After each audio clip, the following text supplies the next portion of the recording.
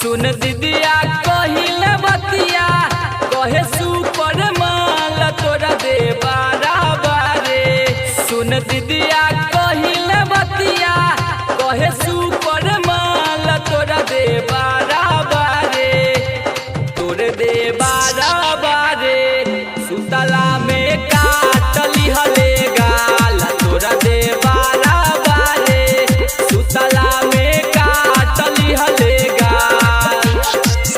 सुन दीदिया कहिले बतिया कहे सुपर माल तोरा दे बारे।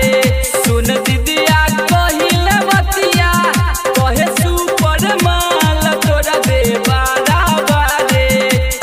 तोरे दे बारे सुतला में काटली हले गाल तोरा दे बारे।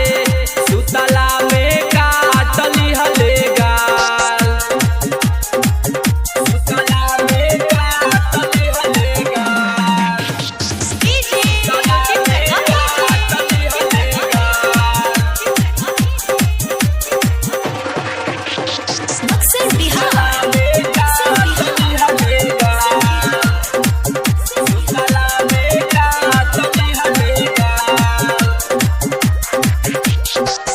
जहिया से आईनी तब से पड़ल बाबे पीछा कहे कि सुनए साली पूरा कर इच्छा।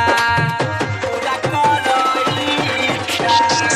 जहिया से आईनी तब से पड़ल बाबे पीछा कहे कि सुनए साली पूरा कर इच्छा। निक नाही लागे तनिको उनकर चाल तोरा दे बारे। तोरा दे बारे सुतला में काटली हले गाल तोरा दे बारे।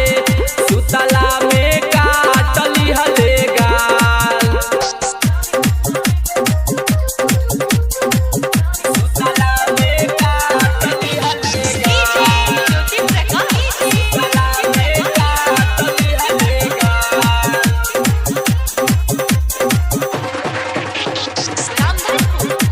सुतला में काटली हले गाल।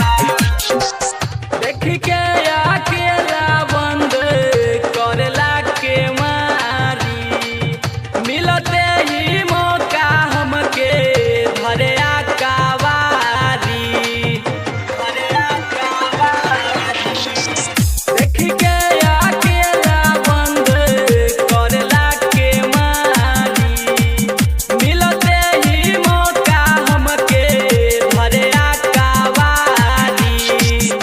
औरी देखाबे हमके ललकी रुमाल तोरा दे बारे। तोरा दे बारे सुतला में काटली हले गाल तोरा दे बारे।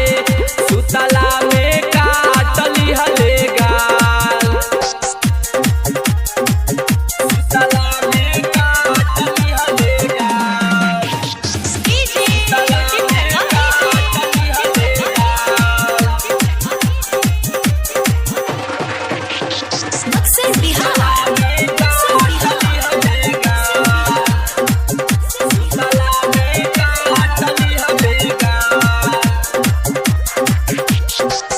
धैले बासन हतौता विनय बिहारी के घरवा में घुस जाला परदा के फारी के।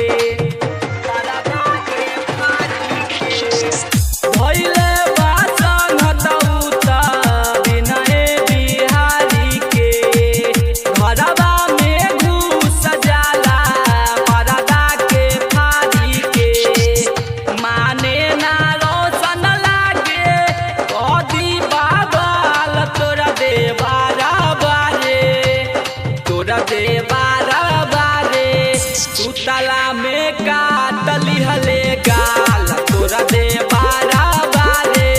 सुतला में काटली हले गाल। सुन दीदिया कहिले बतिया